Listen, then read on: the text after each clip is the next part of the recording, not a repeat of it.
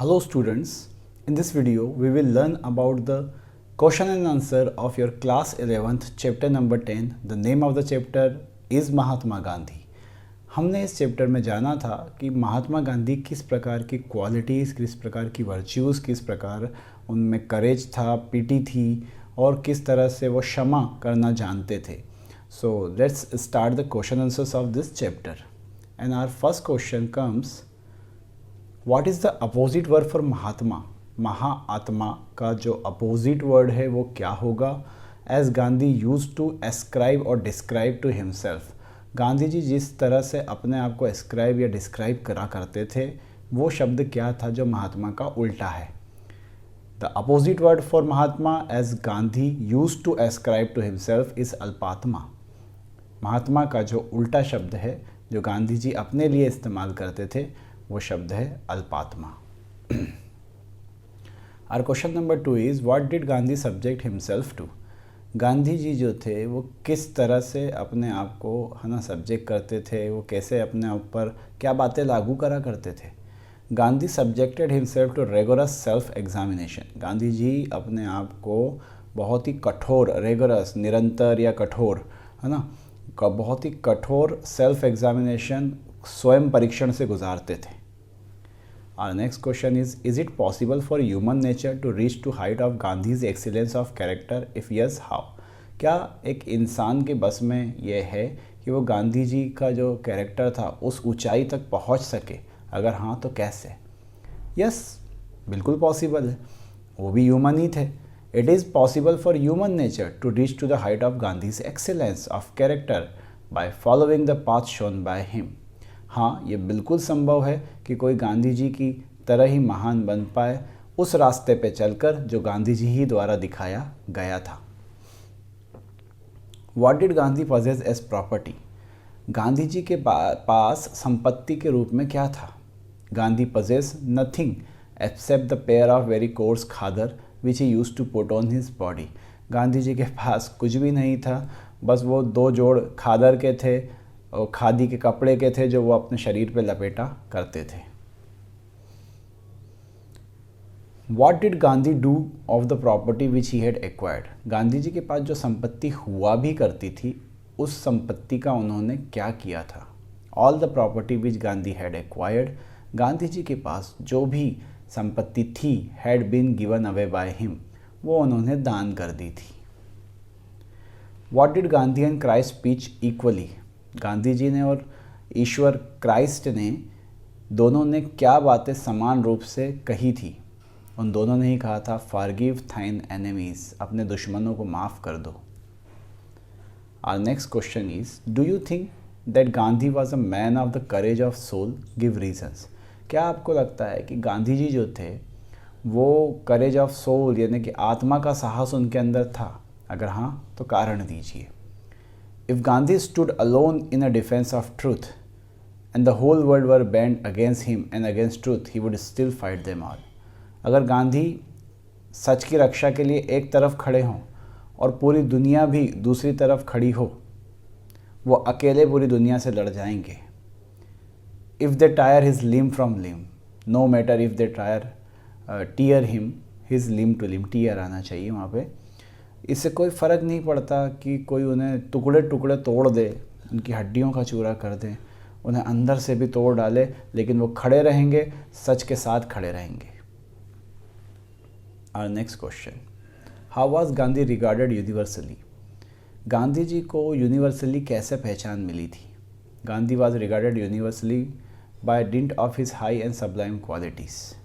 गांधी जी को पूरी दुनिया में उनकी बेहतरीन, उनकी जो प्योर क्वालिटीज़ थी, हाई क्वालिटीज़ थी, उसके कारण यूनिवर्सली जाना जाता था. What according to the author shall we be if we do not know of Gandhi. एक लेखक, इस चैप्टर के जो लेखक है उनके अनुसार हम क्या कहलाएंगे, हम क्या बन जाएंगे अगर हम गांधी जी को नहीं जानते हैं तो. According to the author we shall be reached if we do not know of Gandhi. उनके हिसाब से काफ़ी अजीब सा हो जाएगा ये, काफ़ी, क्योंकि हमारी कंट्री मैन है तो उनके हिसाब से काफ़ी अजीब सा हो जाएगा अगर हम गांधी जी को नहीं जानते हैं तो. हमारे next question answer to 30 to 40 words. चलिए मैं आपको एक बात और एक्सप्लेन कर दूँ, यहाँ पर हमको बहुत ज़्यादा बड़े क्वेश्चन आंसर्स नहीं करना है, क्योंकि हमें ये याद रखना है कि जो छोटे क्वेश्चंस हैं उनके ही मिक्सिंग अप से बड़े क्वेश्चंस बन जाते हैं। तो हम 150 वर्ड्स वाले क्वेश्चन इसमें से नहीं करेंगे। यहाँ भी मैंने वही क्वेश्चंस पुट करे हैं जो आपके एग्ज़ाम पॉइंट ऑफ व्यू से बहुत इंपॉर्टेंट है। So let's start. How did Gandhi subject to himself to self examination? Gandhi ji कैसे अपने आप को स्व परीक्षण से गुजारते थे? Gandhi subjected himself to rigorous self examination. बहुत ही कठोर अपने लिए उन्होंने स्व परीक्षण की विधियाँ चुनी थी। He would ask himself often during the day. वो अक्सर पूरे दिन में अपने से कई बार पूछते थे If he had said or done or thought anything which was unworthy. क्या उन्होंने ऐसा कुछ कहा, किया या सोचा भी है जो काम का नहीं है, अनवर्दी है?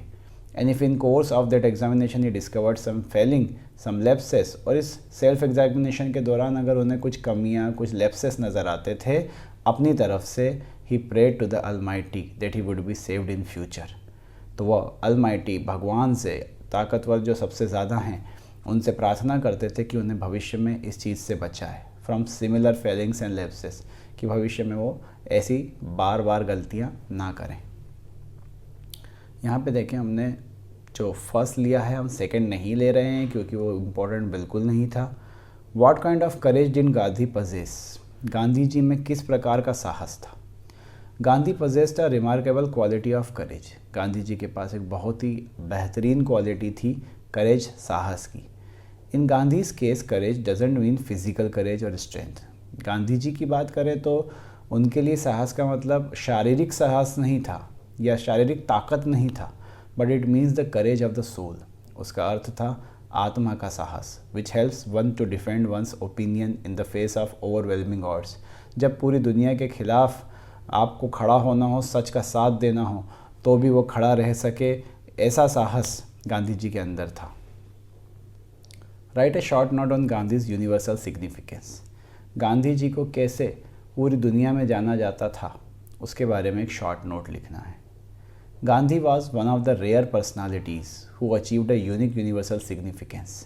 गांधी जी बहुत उन कम लोगों में से थे जिनको यूनिवर्सली, जिनको अंतर्राष्ट्रीय स्तर पर पहचान मिली। इट वॉज़ हिज वर्च्यू, ये उनके पुण्य थे, उनका साहस था, उनकी आंतरिक शक्ति थी और बहुत सारी दूसरी क्वालिटीज़ थी जिसने उन्हें universal regarded as a great soul, जिन्हें उन्हें महान आत्मा के रूप में पूरी दुनिया में पहचान दिलाई।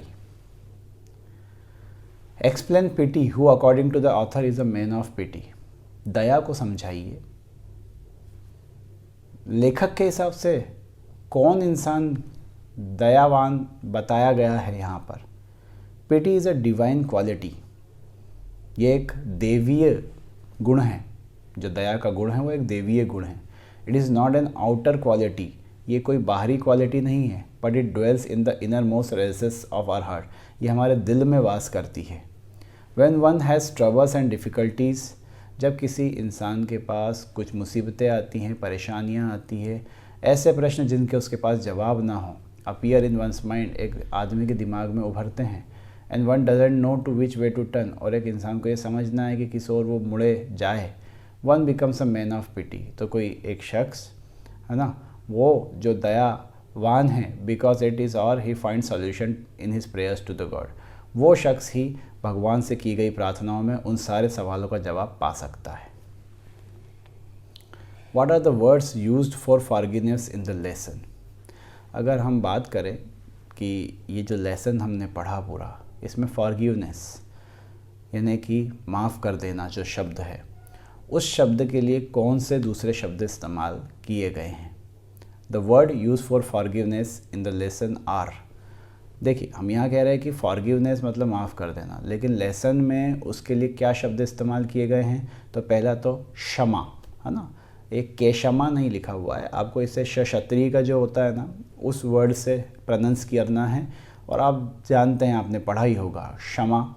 टॉलरेंस, टॉलरेंस मतलब होता है बर्दाश्त कर लेना, सहन कर लेना, तो माफ़ करने के लिए बर्दाश्त भी तो करना पड़ता है ना, तो टॉलरेंस वर्ड भी है। चैरिटेबल डीलिंग, आप किसी के लिए ऐसा कार्य करते हैं, है ना, जब जो भी लेन देन आप कर रहे हैं उसके अंदर आप चैरिटी का भाव रखते हैं, दान धर्म का भाव रखते हैं। एंड चैरिटेबल थॉट्स, जहाँ पर आप दूसरों को, है ना, कुछ भी देने की कोशिश करें वो चैरिटी है। तो ऐसी थॉट रखना जहाँ पे हम इंसान को माफ़ी देने की थॉट रखें towards the others. So these were the question answers of this chapter. इसके अलावा कोई इसमें इंपॉर्टेंट क्वेश्चन आंसर्स नहीं है, लार्ज ना करें, बहुत ही बड़े होते हैं वो, और इस चैप्टर से हमें नहीं करना है। So thank you for watching.